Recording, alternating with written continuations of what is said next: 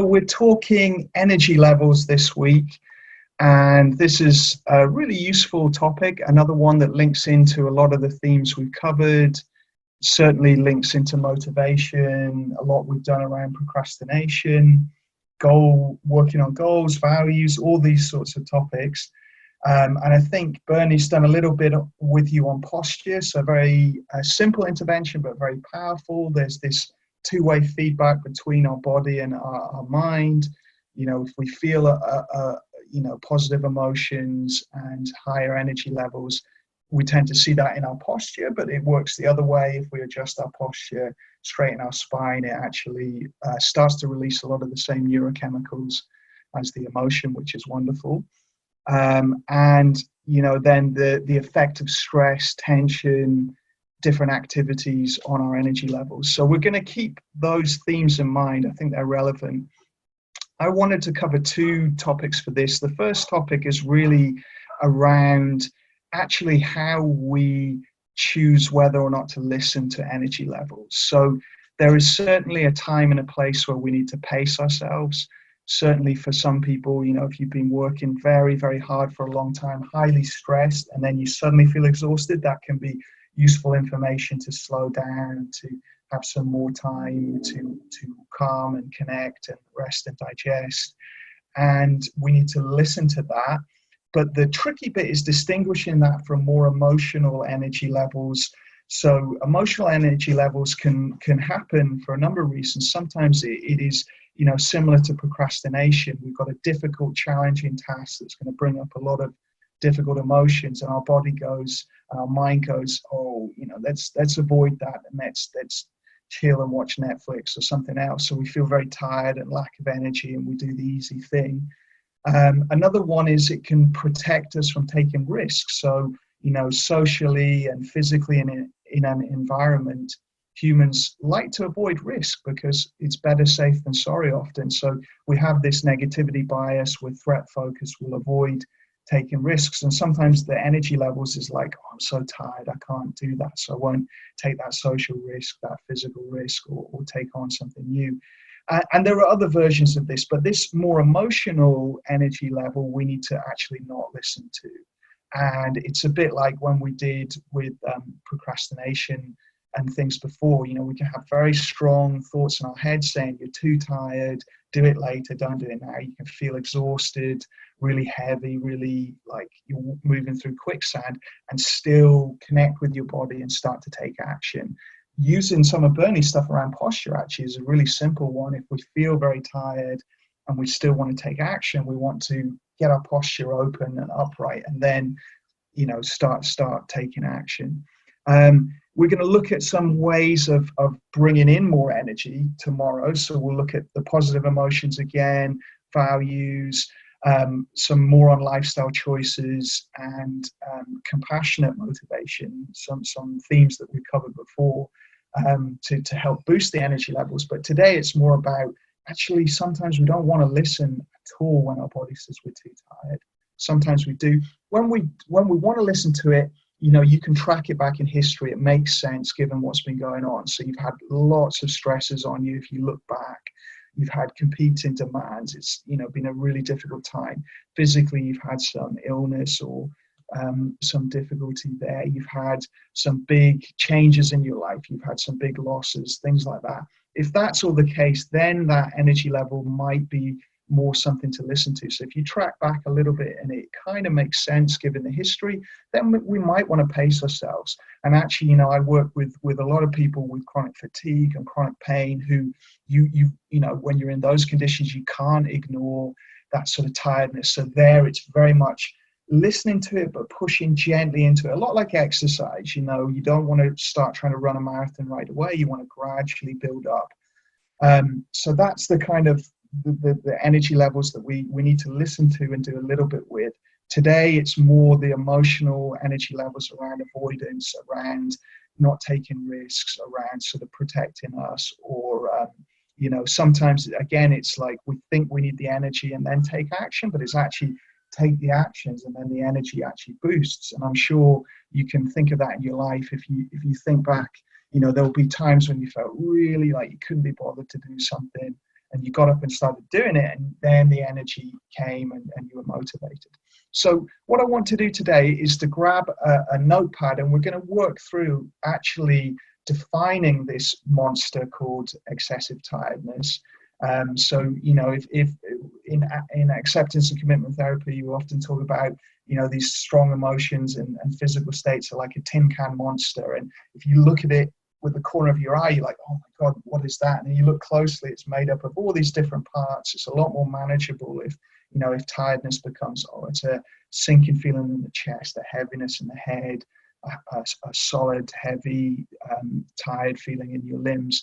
You kind of can, when you define it like that, and then you call it tiredness, you name it as well, it's a lot easier to accept, allow, and then move through. So we're going to define this a little bit now. So grab your notepad, and the first category we want to do is think about the situations and triggers where we do feel this excessive tiredness. So are there certain times in your life when you notice this pattern? You know, is it after, you know, a lot of people have this sort of boom and bust way of working that we develop early, where you work really, really focused towards a deadline when the pressure's on, and you do amazing work, you're really in the zone, and then after that you crash, feel really tired, you procrastinate, you put it off.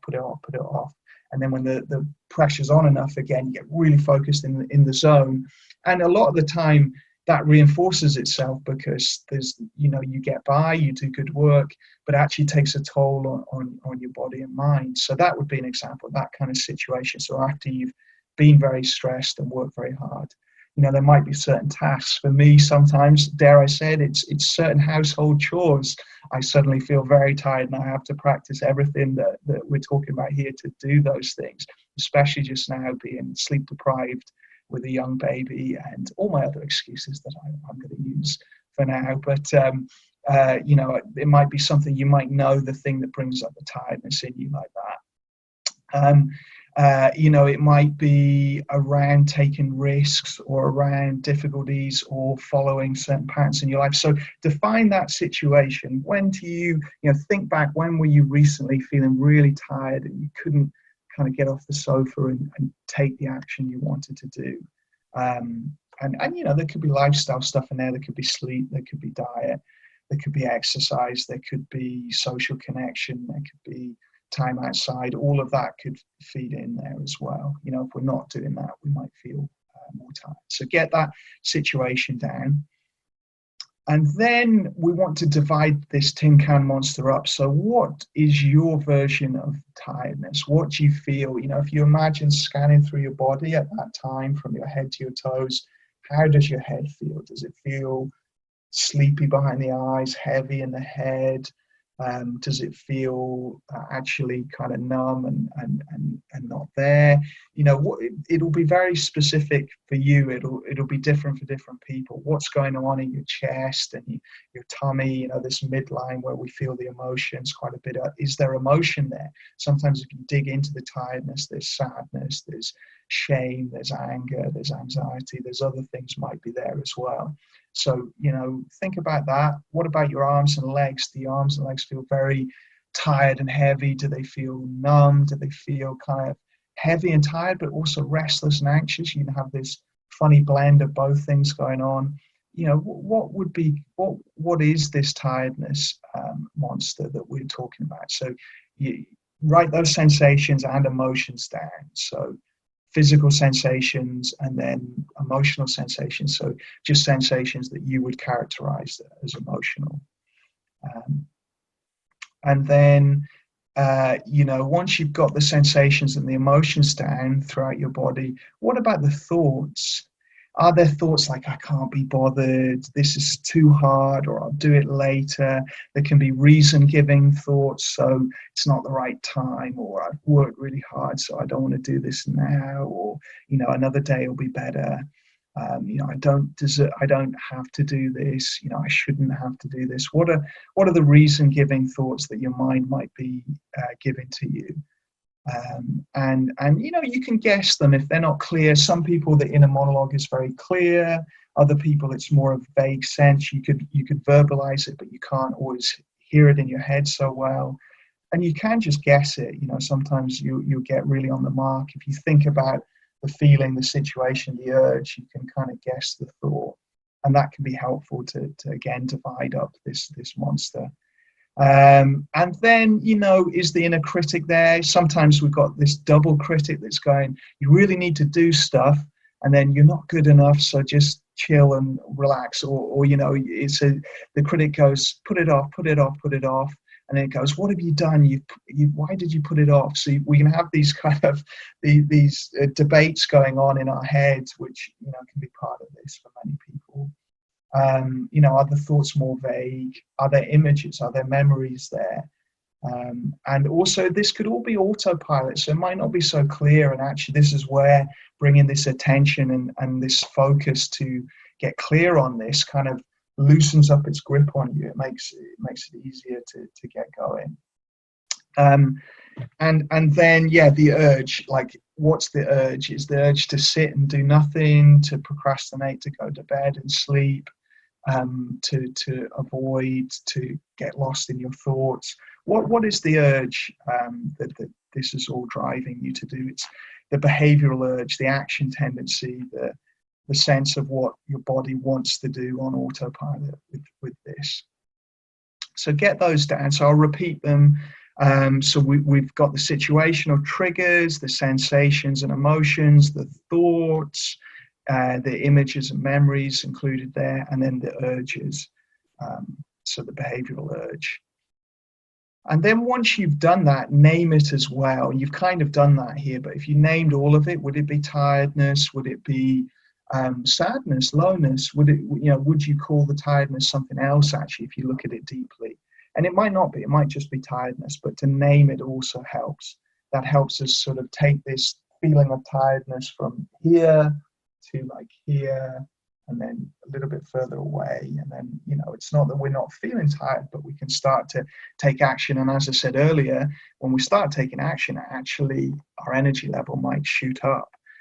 Certainly with me, that happens. You know, if I think about the tidying or house chores one, I feel like really heavy, you know, heavy head, kind of can't think clearly, arms and legs are really solid. Might be some thoughts of, oh, you know, I've had a busy day, shouldn't have to do this, or something like that there. And then the urge is just to chill and, you know, watch TV or do something fun and interesting, or do something else. Sometimes do work, actually, rather than to do the house stuff. And so, you know, if I divide that all up and name it, then I can get moving, I can get my body going, and I can start gradually. And then often the energy comes in, and I'm like, you know, getting a lot of satisfaction out of getting the house nice.